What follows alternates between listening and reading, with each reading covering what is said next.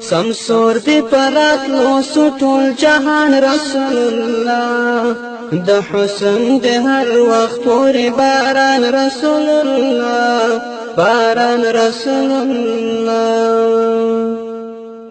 السلام علیکم ورحمت الله وبرکاته.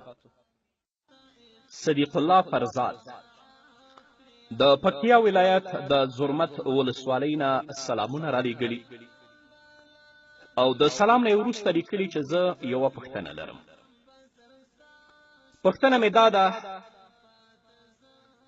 کله چې یو څوک د جمعې د مانځه د ادا کولو لپاره مسجد ته ورشي او په مسجد کې امام د جمعې خطبه وایي، نو کله چې امام خطبه لولي د همدغې خطبې په لوستلو کې یا په همدغه وخت کې موږ 4 رکعته سنت کولی شو که نه شو کولی؟ د جمعې د خطبې اوریدل واجب دی. د خطبې په دوران کې هر هغه عمل چې د خطبې له اوریدو څخه توجه اړوي دا ناجایز دی. نو د دې لپاره د فقه حنفي له مخې د خطبې په وخت کې د سنتو ادا کول صحیح نه دي. د خطبې اوریدل واجب دی. هر هغه عمل چې د خطبې د اوریدلو څخه توجه اړوي هغه عمل ناجایز دی. نو د حنفي فقه له مخې د خطبې په وخت کې د سنتو ادا کول صحیح نه دي. انتظار وکړه، خطبه واوره، کله چې د جمعې مونځ وشه د جمعې مانځه نه وروسته بیا هغه 4 رکعته سنت وکړه. صاحب د کنز لیکي، اذا خرج الامام فلا صلاة ولا کلام. کله چې امام د خطبې لپاره اوت او منبر ته پورته شه فلا صلاة ولا کلام، دلته نه مونځ شته او نه خبرې شته.